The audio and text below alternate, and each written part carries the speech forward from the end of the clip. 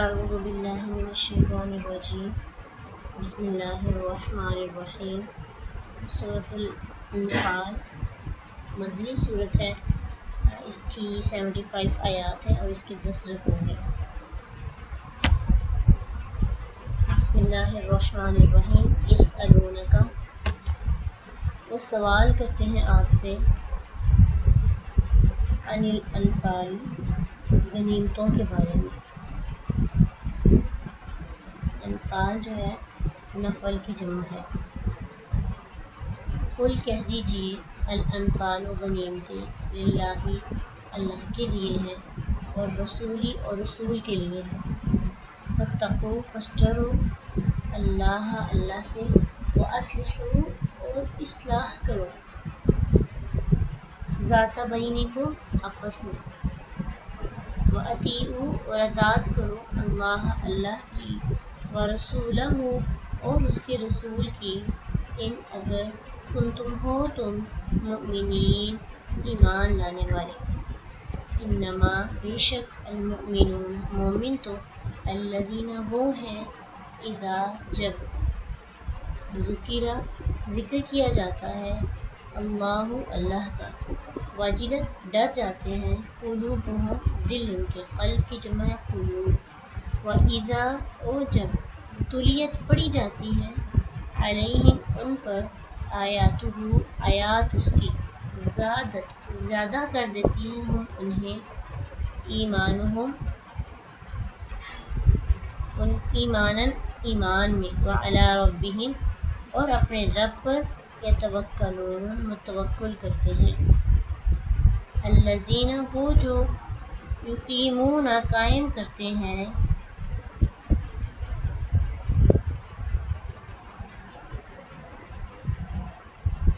الصلاۃ، نماز، ومما، اور اس میں سے جو، رزقناہم، رزق دیا ہم نے انہیں، ینفقون، وہ خرچ کرتے ہیں۔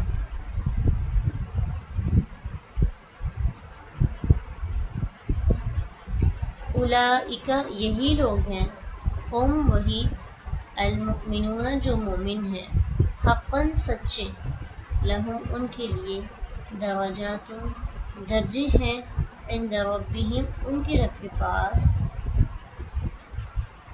ومغفرۃ، اور بخشش ہے، ورزق، اور رزق ہے، کریم، عزت والا۔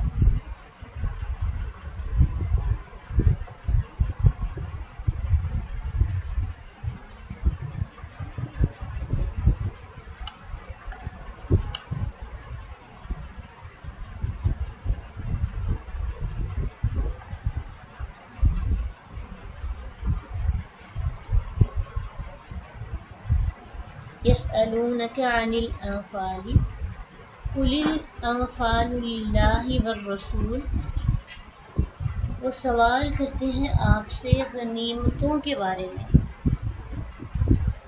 انفال جو ہے نفل کی جمع ہے، اور نفل، اس کے کچھ میننگز ہیں۔ سب سے پہلے اس کا مطلب ہے مال غنیمت، کیونکہ جہاد کا مقصد ثواب اور حصول جنت ہے۔ غنیمت ایک زائد چیز ہے، ایکسٹرا چیز کو نفل کہتے ہیں، تو اس لیے اس کو غنیمت کہا جاتا ہے، کیونکہ پہلی امتوں کے لیے غنیمت حلال نہیں ہوتی تھی، تو اس امت کو ثواب پر مزید غنیمت بھی حلال کر دی گئی، یعنی ان کو زائد چیز دے دی گئی۔ نفل کا، جب ہم نفل پڑھتے ہیں تو وہ ایک ایکسٹرا چیز ہوتی ہے فرض سے الگ، تو جو زائد مال ہوتا ہے اس کو بھی غنیمت کہا جاتا ہے۔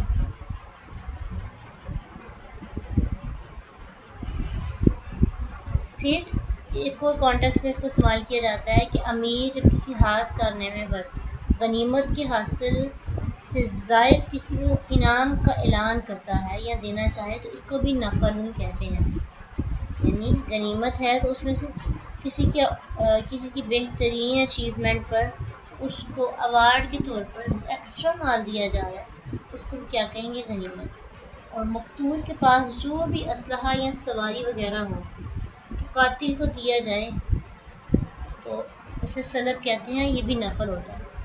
جو فوت ہو گیا ہے اس کا اسلحہ یا سواری۔ پھر اس کے بعد عام جنگ کے علاوہ کچھ دستے جنگ کے لیے جاتے ہوئے یا واپسی پر کسی بستی پر حملہ کرنے کے لیے بھیجے جاتے ہیں۔ تو اللہ کے نبی صلی اللہ علیہ وسلم نے ایسے لوگوں کو جاتے وقت مال کا چوتھا حصہ، پھر جب وہ لے کے آتے لوٹ کر وہاں سے، یعنی مال جنگ کے بعد ملتا ان کے قبضے میں آتا، تو ان کو تیسرا حصہ اس میں سے دیتے تھے۔ تو اس کو بھی نفل کہتے ہیں۔ پھر اسی طرح امیر غنیمت کی تقسیم سے پہلے کوئی چیز اپنے لیے چن لیں، مثلا اسلحہ، سواری یا لونڈی وغیرہ، تو اسے صفی بھی کہتے ہیں اور نفل بھی کہتے ہیں۔ اب اس آیت کا کانٹیکس کیا ہے، یہ کیوں نازل ہوئی؟ زمانہ جاہلیت میں یہ معمول تھا کہ جنگ میں سے جو بھی شخص پلٹ کر واپس آتا، جو کچھ لوٹ کے لاتا، وہ سب کا سب اسی کا ہوتا۔ اسلام میں سب سے پہلا عظیم الشان معرکہ بدر میں واقع ہوا۔ ابھی تک کفار سے حاصل ہونے والے مال کی تقسیم پر کوئی بھی قاعدہ قانون مقرر نہیں تھا۔ بدر میں جب بہت سا مال غنیمت حاصل ہوا تو یہ مسئلہ پیش آیا۔ عبادہ بن صامت رضی اللہ عنہ فرماتے ہیں کہ اللہ کے نبی صلی اللہ علیہ وسلم کے ساتھ نکلے تو میں نے آپ صلی اللہ علیہ وسلم سے بدر میں شریک ہوا تو لوگوں کا باہمی مقابلہ دیکھا۔ ان میں سے 3 گروہ بن گئے تھے۔ ایک گروہ وہ تھا جو جا کر جنگ لڑ رہا تھا، مار رہا تھا کافروں کو۔ دوسرا وہ تھا جو اللہ کے نبی کے ارد گرد گھیرا ڈال دیا، جس نے کہ اللہ کے نبی کو کسی قسم کی تکلیف نہ پہنچے۔ تیسرا گروہ مال غنیمت اکٹھا کرنے میں شروع ہو گیا۔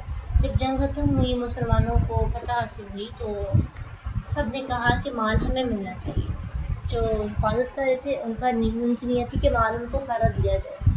پھر اسی طرح جو دشمنوں سے لڑ رہے تھے وہ سمجھتے کہ سب سے بڑا حق ہمارا ہے، اور جو لوٹ کے لائے تھے ان کو لگتا تھا کہ ہم نے لیا اور یہ ہمارا ہی ہوگا۔ اس ڈر سے کہ دشمن جو ہے انسان کو نقصان نہ پہنچائے، تو پھر اللہ کے اس وقت یہ آیتیں نازل ہوئی، یسألونک عن الانفال قل الانفال للہ والرسول، کہ رسول اللہ صلی اللہ علیہ وسلم نے مسلمانوں کے درمیان تقسیم کر دیا ہے اور یہ تقسیم ہی بہترین تقسیم ہے۔ فرمایا آپ صلی اللہ علیہ وسلم سے غنیمتوں کے بارے میں پوچھتے ہیں کہ کس کا حق ہے، کس طرح تقسیم ہوگی؟ آپ فرما دیں کہ یہ غنیمتیں حقیقت میں تم میں سے کسی کی ملکیت نہیں، یہ اللہ تعالیٰ اور اس کے رسول کی ملکیت ہے، تمہارا ان میں کوئی بھی عمل دخل نہیں ہے، کیونکہ فتح تمہاری طاقت سے نہیں ہوتی بلکہ اللہ کی مدد سے ہوتی ہے۔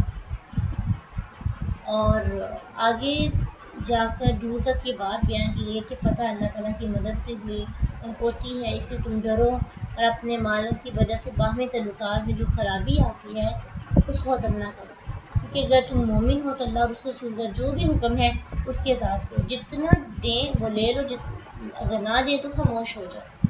حتیٰ کہ آپ سے ترمذی کی حدیث ہے، آپ نے فرمایا تم آپس کے تعلقات بگاڑنے سے بچو، اس لیے کہ یہ دین کو مونڈ دینے والی چیز ہے، جس سے داڑھی مونڈ دی جاتی ہے ایسے ہی آپ کا دین بھی مونڈ دیا جاتا ہے۔ اگر آپ کے ذہن میں کنفیوژنز آ جاتی ہیں اور آپ آپس کے تعلقات کو خراب کر دیتے ہیں، اس لیے اس چیز کو سمجھنے کی کوشش کرنی چاہیے۔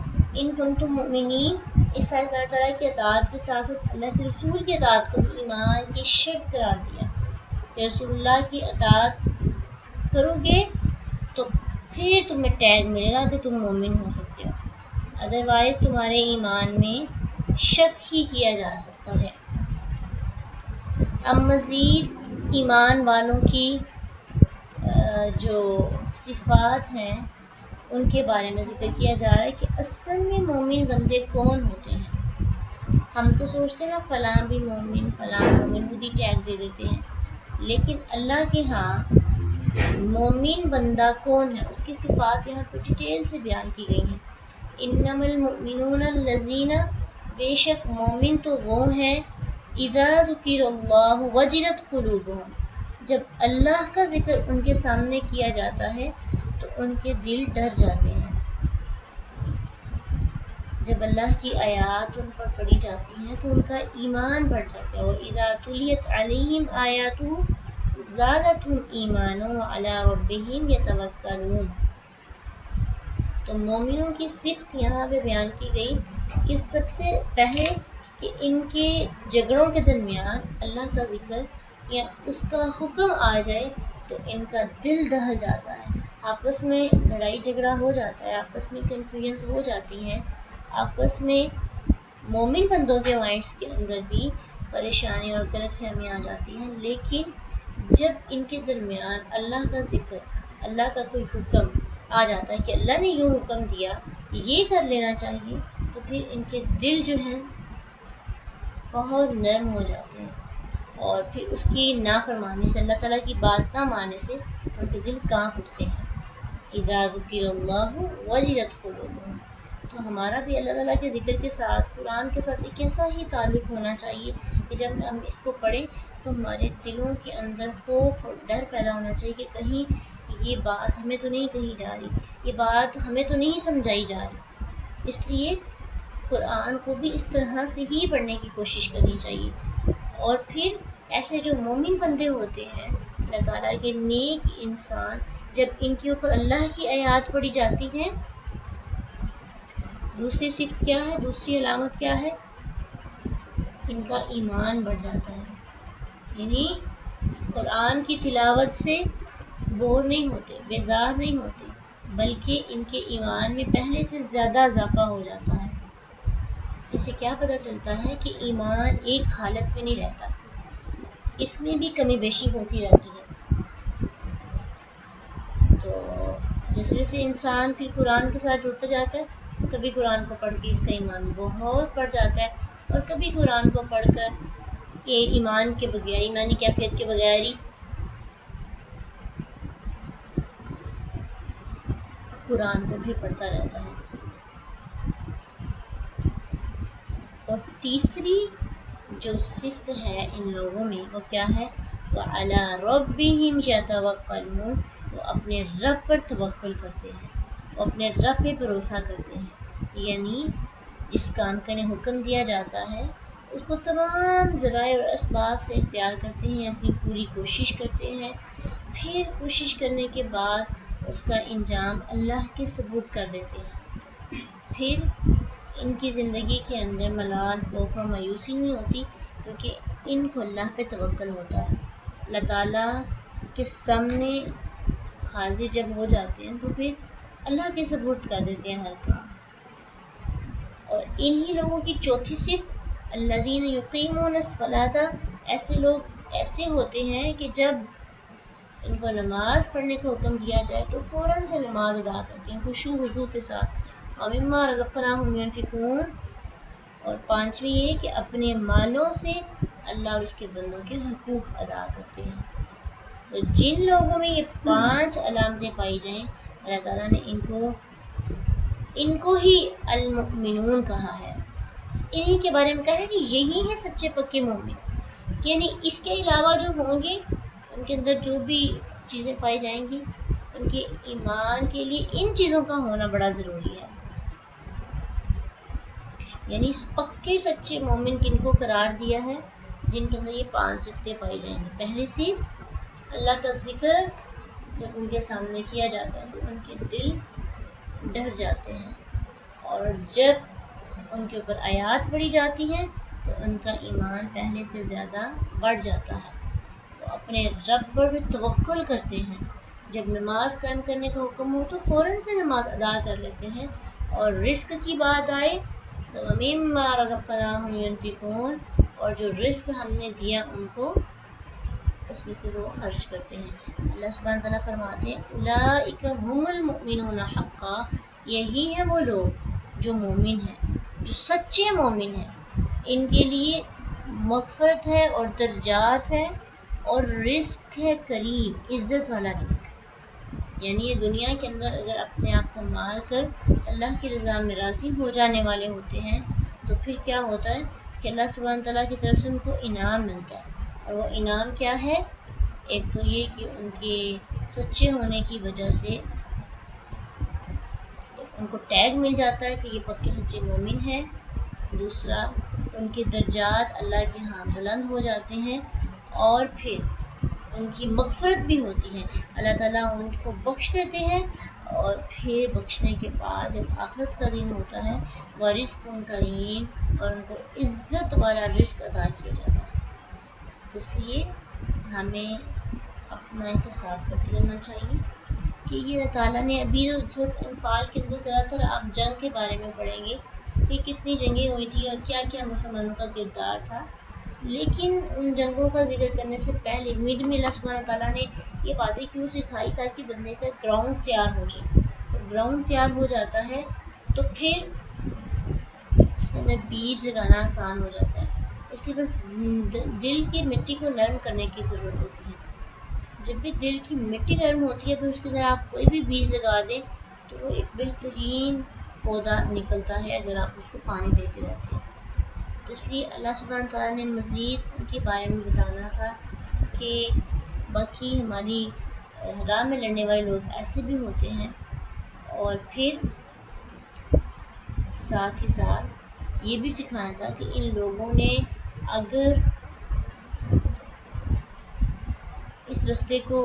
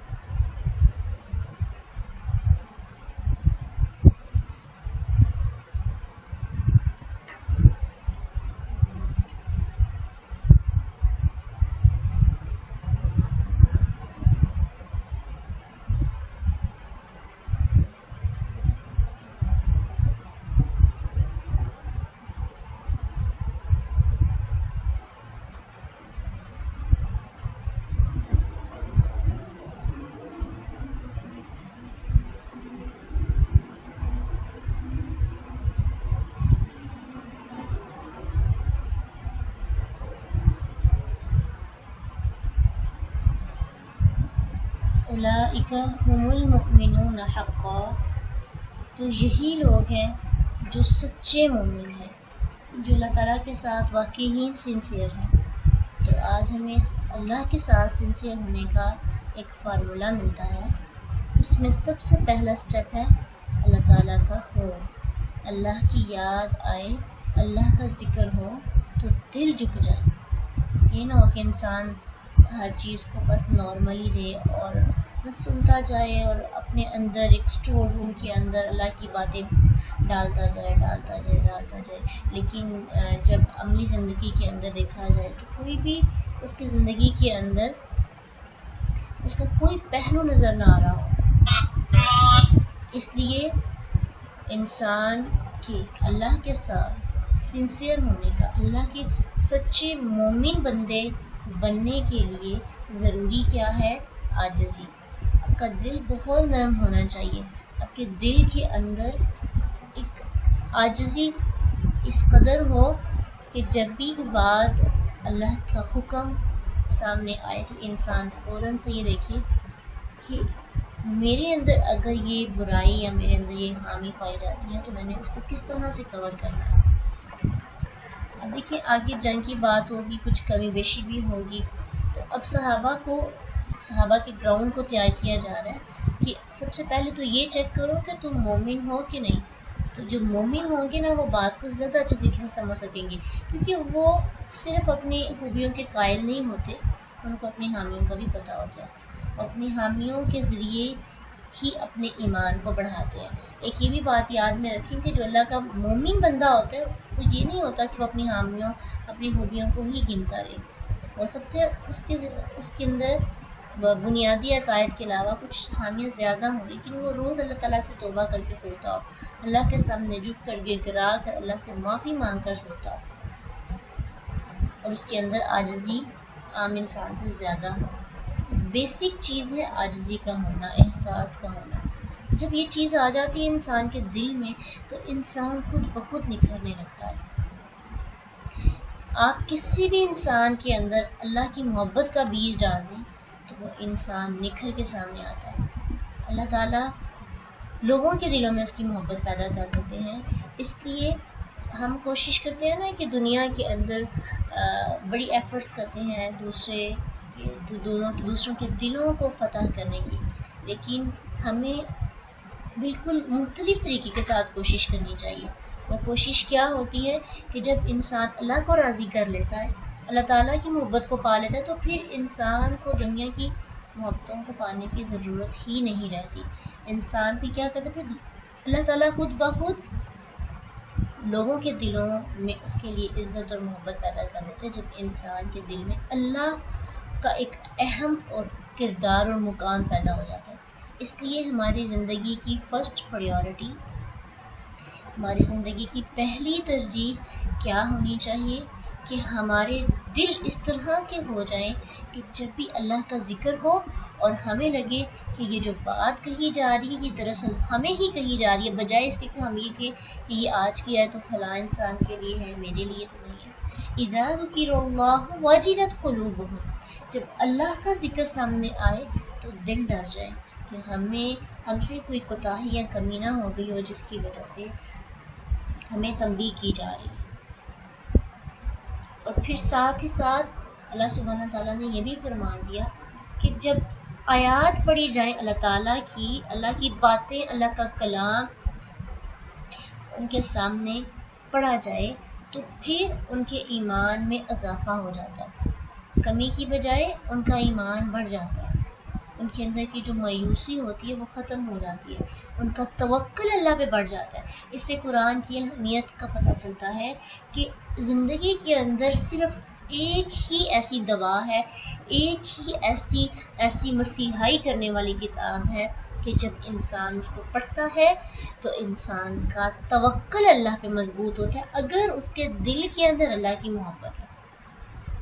اگر کبھی زندگی کے اندر ہم نا امید ہو، مایوسی چھائے جانے لگی اور ایمان میں کمی آنے لگی اور ہمیں پتہ نہ چلے کہ ہمیں اللہ تعالیٰ کی طرف سے نا امیدی کیوں ہو رہی ہے، تو پھر ایک ہی اس کا حل ہوتا ہے کہ انسان کیا کرے، قرآن کی طرف رجوع کرے۔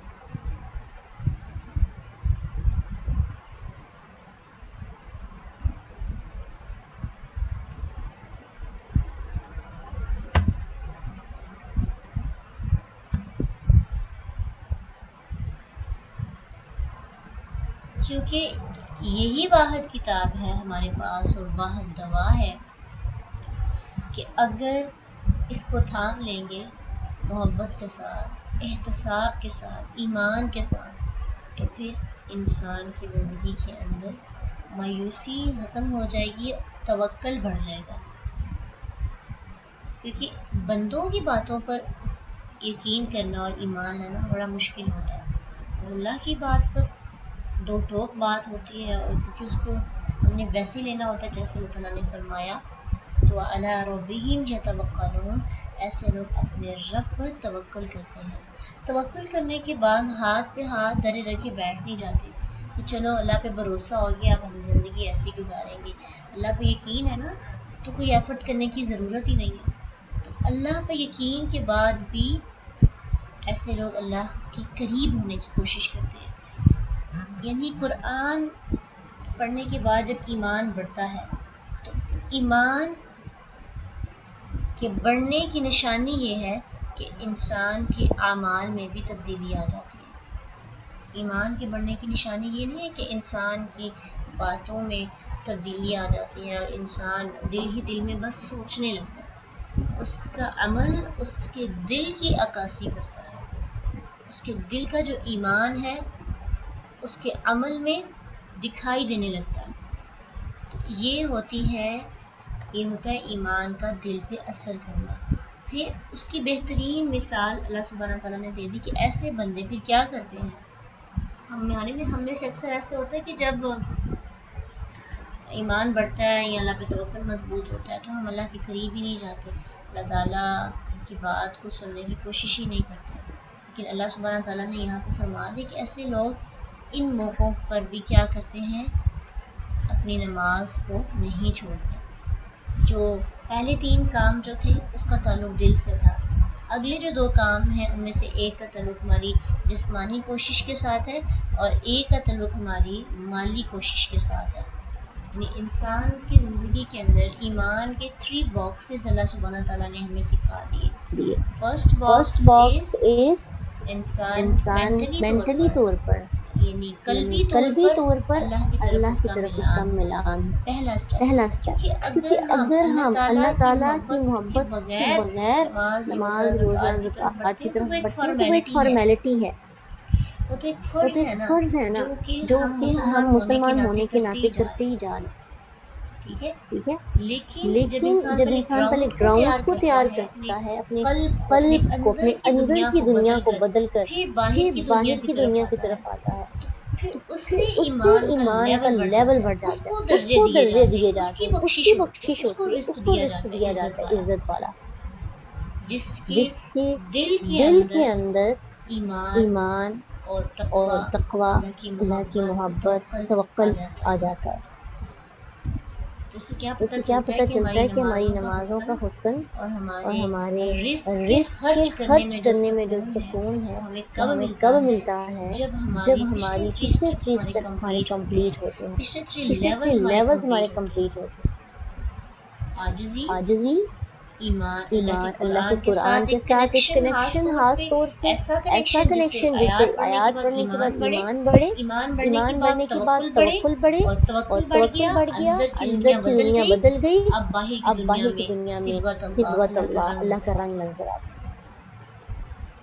تو اللہ تعالیٰ سے دعا بھی کرنی چاہیے کہ اللہ ہمارے دلوں کو نرم کرے, اللہ ہمارے دلوں کے اندر خوف اور تقویٰ پیدا کرے کہ ہم ظاہری اعمال پر نہ جائیں, ہم باطنی روحانی کیفیت کو ٹھیک کرنے کی کوشش کریں. جب انسان کی روح چینج ہو جاتی ہے تو پھر اس کی دنیا ہی بدل جاتی ہے, اس کا دیکھنے کا اسٹائل, اس کا نظریہ, اس کی بصیرت, ہر چیز چینج ہو جاتی ہے. جیسا چشمہ انسان لگا کر دنیا میں گھومتا ہے اس کو منظر ہی ویسا ہی دکھائی دیتا ہے. تو اگر دل ہمارا ٹھیک نہیں ہے, دل میں نیگیٹیوٹی ہے, تو پھر انسان کو دنیا کا ہر بندہ نیگیٹو نظر آتا ہے. لیکن جب انسان کے دل کے اندر, ہم نے پڑھا تھا نا, پازیٹیوٹی, نیگیٹو چیزوں کو روکنے کا, تو جب انسان کے اندر کی دنیا میں توکل, ایمان, خوف ہوتا ہے, تو پھر انسان باہر بھی جھک جاتا ہے. انسان سمجھتا ہے کہ وہ اس قدر اللہ تعالیٰ کے سامنے عاجز ہو جاتا ہے, اس کو لگتا ہے کہ میرے اوپر جو بھی مصیبت کی آفت آئی ہے وہ میرے ہی گناہوں کی وجہ سے ہے. جب یہ چیز انسان کے دل میں آتی ہے تو پھر انسان اللہ تعالیٰ سے معافی مانگتا ہے. اس کے اندر جو کمی بیشی ہوتی ہے, اس کے ایمان, اس کے تقویٰ کے اندر, اس کے توکل کے اندر, جب بھی کوئی آفت آتی ہے اور وہ جب اس کو ریلیٹ کرتا ہے اپنے اعمال کے ساتھ, تو اس کے اندر سے یہ جو خامیاں ہوتے ہیں یہ بھی ختم ہو جاتی ہیں. اور پھر جسمانی کوشش, نماز چوتھا اسٹیپ آ رہا ہے اس کا, اس لیے نمازوں کا حسن, نمازوں کا فائدہ, نمازوں کے ثمرات انسان کی زندگی کے اندر تبھی نظر آئیں گے. نور چہرے پر تبھی آئے گا جب فرسٹ 3 اسٹیپ ہمارے کمپلیٹ ہوں. اور پھر ایسے لوگ کیا کرتے ہیں, آگے روزے کے بارے میں نہیں کہا گیا. جسمانی کوشش کے ساتھ مالی کوشش اللہ نے مال دیا تو اس کی راہ میں بے دریغ خرچ کرتے ہیں، ان کو پرواہ نہیں ہوتی ان کے مال میں کمی آ رہی، جب بھی ان کو کوئی انسان ان کے سامنے مجبور ہوتا ہے تو وہ عزت کے ساتھ لوگوں کو ان کی مدد کرنے کے لیے مال دیتے ہیں، اپنی جتلاتے بھی نہیں۔ دیکھیے چار چیزیں ہیں اور پانچویں چیز یہ ہے کہ شیئرنگ کر رہے ہیں، صدقہ کر رہے ہیں۔ رزق میں ہر چیز آ جاتی ہے، جس چیز سے بھی اللہ تعالیٰ نے انسان کو نوازا ہے سب کی سب چیزیں رزق میں شامل ہے، جس سے انسان فائدہ حاصل کرے، انسان کا اخلاق ہے، انسان کی زبان ہے، انسان کا جسم ہے، انسان کا مال ہے، جو اللہ نے رزق کی صورت میں اس کو دیا اس کو دوسروں کے ساتھ شیئر کرتا ہے، اور پھر جب یہ 5 اسٹیپس کمپلیٹ کرتا ہے تو اللہ کی طرف سے اس کو مومن کا ٹیگ مل جاتا ہے۔ ہو سکتا ہے نماز اور رزق خرچ کرنے والا اور روزے رکھنے والا صرف مومن مسلمان تو ہو، لیکن مومن اسی میں ہونا ہے جس نے 5 اسٹیپس کمپلیٹ کرنے ہیں، جس کے دل میں اللہ ہے، جس کے دل میں ایمان ہے، اسے مومن کہہ سکتے ہیں۔ ہم اپنے آپ کو مومن نہیں کہہ سکتے۔ اپنے دلوں کا جائزہ لیں کہ کیا ہمارے دل کے اندر اللہ تعالیٰ کا ایسا خوف، تقویٰ اور قرآن کی ایسی محبت موجود ہے؟ اگر ہے تو تھوڑا بہت ہم ان کو مومن تو کہہ سکتے ہیں، ادروائز نہیں ہے تو ہمیں ڈرنا چاہیے، ہمیں مومن بنیں گے تو درجات بنیں گے اللہ کے پاس، بخشش بھی، مغفرت بھی، اللہ تعالیٰ ہمارے گناہ معاف کر دیں گے اور پھر ہمیں بہترین رزق عطا کریں گے، عزت والا، جس کے اندر بہت زیادہ انسان کو رسپیکٹ مل رہی ہے۔ اللہ سبحانہ وتعالیٰ ہمیں ہمارے علم اور عمل میں اضافہ کرے اور ہمیں تقویٰ والا دل عطا کرے۔ اللہم آتنا فی تقواہا وزکیہا انت خیر من زکاہا انت ولیہا و مولاہا۔ اللہ تعالیٰ سے تقویٰ کا مطالبہ لازمی کرنا چاہیے۔ اعمال کھوکھلی ہو جاتے ہیں، انسان کرتا ہے کہ بول بھی ہو جاتا ہے اگر تقویٰ نہ ہو۔ تقویٰ یہ ہے کہ کبھی ہنساتا ہے کبھی رلاتا ہے، تو ہنسنے اور رونے کے درمیان جو زندگی ہوتی ہے وہ بیلنس لائف ہوتی ہے، اور وہی لائف جو ہے نا انسان کے گناہوں کو اپنے آپ پر کھولنے اور انسان کی خوبیوں کا اقرار کروانے کے لیے ضروری ہوتی ہے۔ اللہ سبحانہ وتعالیٰ ہمیں ہمارے لیے اعمال آسان بنا دے، آخر دعوانا الحمدللہ رب العالمین۔ سبحانک اللہم و بحمدک اشہد ان لا الہ الا انت استغفرک و اتوب الیک۔ السلام علیکم ورحمۃ اللہ وبرکاتہ۔ فإن مع العسر يسرا إن مع العسر يسرا فإذا فرغت فانصب وإلى ربك فارغب۔